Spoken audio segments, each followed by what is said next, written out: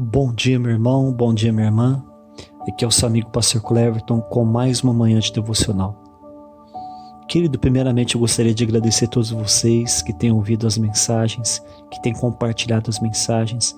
Gostaria de agradecer vocês que já são inscritos em nosso canal e gostaria de convidar você que ainda não é inscrito, que venha fazer a sua inscrição e que venha compartilhar essas mensagens em nome de Jesus. Bem, querido, na lição passada, Jesus nos ensinou sobre o perigo de ser enganado por falsos profetas ou falsos mestres, que são líderes que distorcem a palavra de Deus e que infelizmente ainda não se converteram a Cristo. Hoje, o Senhor faz um alerta para todos os cristãos, com o propósito de descobrir aqueles que ainda não se converteram totalmente a Cristo, a fim de alertar eles sobre o perigo de uma falsa salvação. O tema de hoje é quem entrará nos céus. O texto é o livro de Mateus capítulo 7, versículo 21 ao 23. Primeiro, Jesus aqui diz que não são todos aqueles que se dizem cristãos que entrarão nos céus. E depois, Jesus entrega uma revelação para nós sobre o que vai ocorrer no dia do juízo final. A cena será a seguinte: na frente do trono, muitos que durante boa parte da sua vida estavam dentro de uma igreja e achavam que porque era membro de uma igreja, fazia a obra de Deus, que eles já estavam salvos. Então, aquele que está sentado no trono, que conhece o nosso coração, que julga as intenções por trás de cada ação, dirá a eles num tom de tristeza: afaste-se de mim, pois vocês nunca se entregaram a mim de verdade. Vocês nunca se arrependeram de seus pecados. Vocês viviam na prática da iniquidade.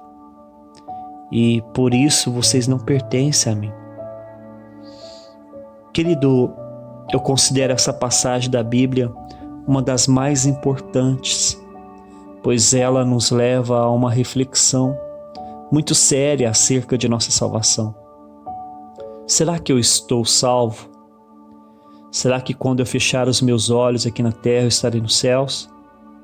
Aqui nesse texto, Jesus irá responder a todas essas perguntas. Mateus 7, versículo 21, diz assim: nem todo aquele que me diz Senhor, Senhor, entrará no reino dos céus, mas somente aquele que faz a vontade do meu Pai que está nos céus. A primeira coisa que Jesus diz é que nem todo aquele que diz Senhor entrará nos céus.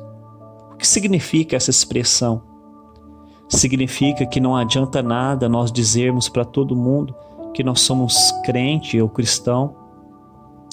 Jesus aqui está nos alertando que para entrar no céu não adianta somente levantar as mãos um dia e dizer que aceitou Jesus e depois se batizar nas águas e começar a tomar Santa Ceia. Não adianta nada receber uma carteirinha de membro da igreja. Não, querido. Isto não nos levará para o céu.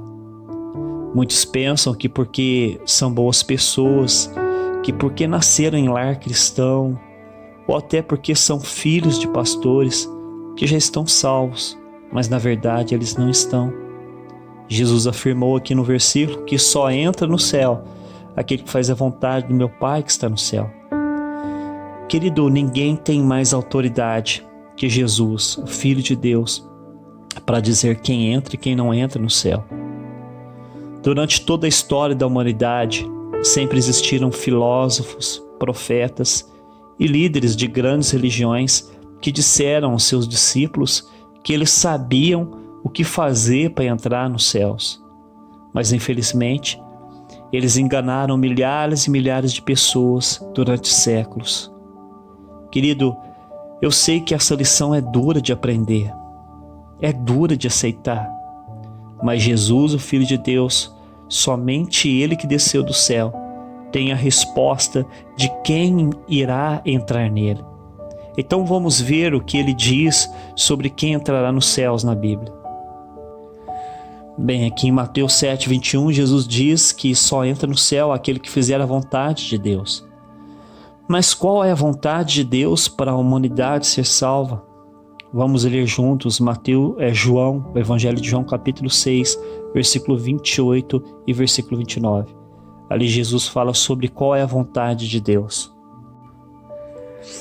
Então eles perguntaram: o que faremos, Senhor, para fazer a vontade de Deus?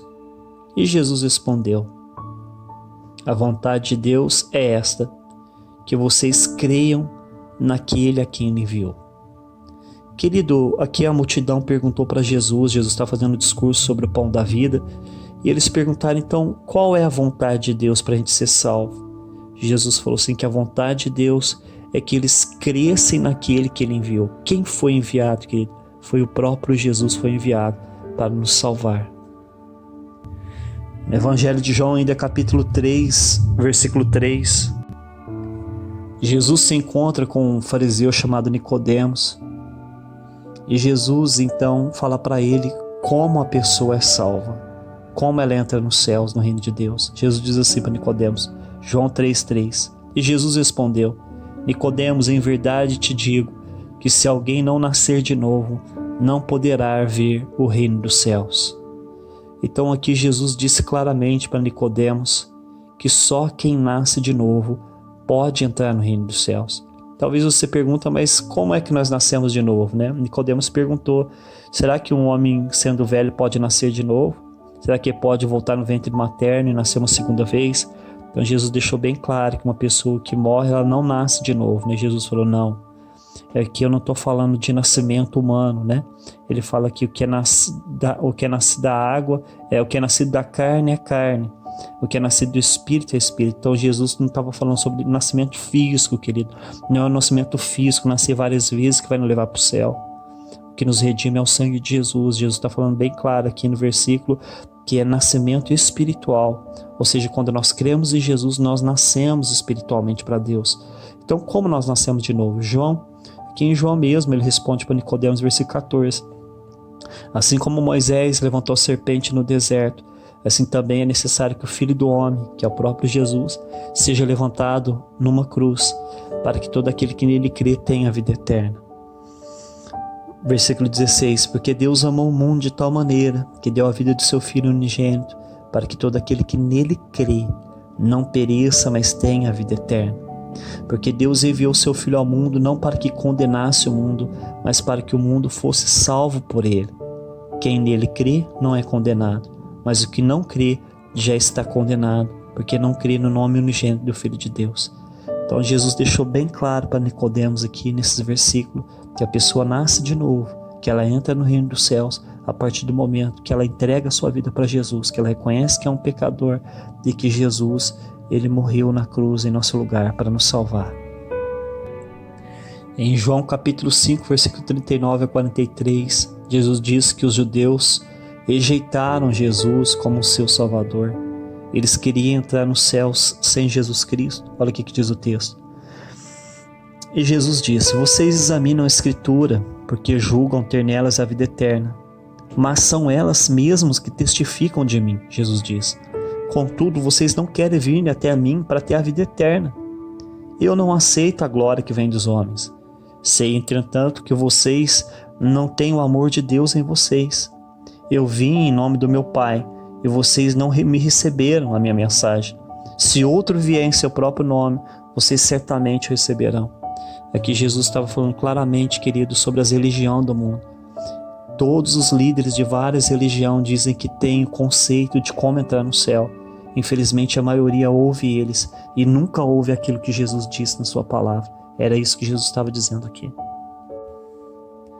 Aqui no livro de 1 de João, capítulo 5, versículo 9 ao 12, Jesus fala sobre o testemunho que o próprio Deus vivo disse que somente através de Jesus nós podemos entrar nos céus.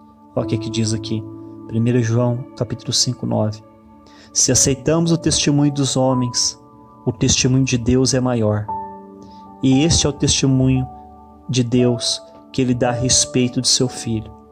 Aquele que crê no Filho de Deus tem nele esse testemunho. Aquele que não dá crédito a Deus faz de Deus um mentiroso, porque não crê no testemunho que Deus dá a respeito do seu próprio Filho Jesus Cristo. E o testemunho é esse, que Deus nos deu a vida eterna, e esta vida está no seu Filho, Jesus Cristo. Quem tem o Filho tem a vida eterna, mas quem não tem o Filho de Deus não tem a vida eterna. Talvez você pergunte, querido, mas por que é através de Jesus que eu sou salvo? Em primeiro lugar, é porque foi Jesus quem morreu em nosso lugar lá na cruz. Foi Ele quem pagou o preço por nossos pecados, derramando o seu sangue. Em segundo lugar, agora que Ele morreu por nós, Ele se tornou a porta do céu, a porta do portão celestial, a porta estreita do céu. Olha o que Jesus diz em João capítulo 10, versículo 9. E disse Jesus: eu sou a porta, se alguém entrar por mim, será salvo. Então, querido, voltando aqui para Mateus capítulo 7, versículo 21, não adianta ficar falando que é cristão, frequentando a igreja. Querido, nós precisamos entrar pela porta estreita que é Jesus. Nós temos que reconhecer que somos pecadores e que nós precisamos de um Salvador que é Jesus. Precisamos nos render a Ele pela fé, crendo em seu sacrifício em nosso lugar lá na cruz. E então assim nós seremos salvos. Mateus 7, 22. Muitos naquele dia vão me dizer: Senhor, Senhor, nós não profetizamos em seu nome? Em seu nome nós não expulsamos demônios? Em seu nome nós não fizemos muitos milagres? Querido, aqui agora Jesus fala sobre a grande decepção que muitos naquele grande dia vão ter no dia de juízo final. Eles estarão ali em frente do trono, no meio de bilhões de almas e de anjos, e então começarão a dizer, a falar sobre as obras que eles realizaram aqui na terra através do nome de Jesus. Eles vão dizer que haviam profetizado, ou seja, haviam pregado a palavra, eles haviam expulsado demônios, eles haviam até mesmo realizado muitos milagres, mas infelizmente eles não tinham feito o principal, que é se arrepender de seus pecados e receber Jesus Cristo pela fé em seu coração. Talvez você pergunte, mas como pode um pastor ou um cristão pregar, expulsar demônio e fazer milagres sem ser convertido? Bem, querido, a primeira resposta é que eles não fizeram milagres no nome deles, mas eles fizeram, diz o texto, em o nome do Senhor Jesus Cristo. E a Bíblia diz que esse nome tem todo o poder no céu, na terra e debaixo da terra. A segunda resposta é que lá em 2 Tessalonicenses capítulo 2, versículo 7 em diante, diz que Satanás também tem seus obreiros que estão infiltrados dentro da igreja e que são lobo disfarçado de ovelhas, que são joio no meio do trigo, que realizam milagres também. Veja o que diz 2 Tessalonicenses capítulo 2, versículo 7.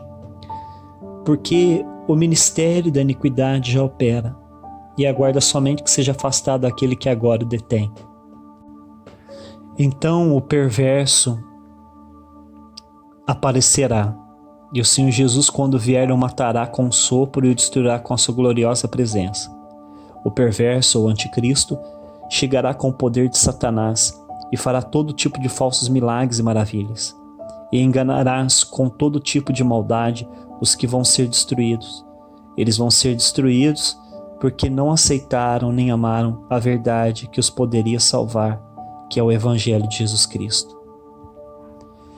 E para concluir a mensagem, querido, Mateus 7, 23, Jesus diz assim: Então lhes direi claramente, eu nunca conheci vocês, afaste-me, vocês que praticam somente o mal. Então Jesus diz que todos aqueles falsos profetas e falsos cristãos serão desmascarados diante do trono por aquele que tem olhos como chama de fogo, aquele que vê aquilo que ninguém nunca viu. Mas aos verdadeiros cristãos, aqueles que foram humildes e reconheceram que eram pecadores, que não eram dignos de entrar no céu, mas que quando ouviram o evangelho da graça de Deus, que Deus havia amado eles de tal maneira que deu a vida de seu próprio filho para morrer por eles numa cruz, então eles creram no Filho de Deus Eles creram em Jesus de todo o coração pela fé em seu sacrifício. E naquele exato momento algo maravilhoso aconteceu dentro deles. O coração deles começou a pegar fogo.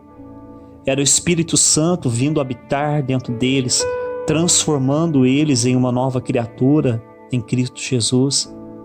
Então o Espírito Santo os lavou com o sangue de Jesus, colocou neles vestes brancas, encheu o coração deles de paz, amor e alegria. E agora o Espírito Santo ensina todo dia a eles a fazer somente a vontade de Deus. E quando esses cristãos agora erram, o Espírito Santo os convence de seus pecados e os perdoa. E juntos eles aguardam com ansiedade a vinda de nosso Senhor e Salvador Jesus Cristo nos céus, com milhares de anjos, para arrebatá-los, para estar com Ele por toda a eternidade.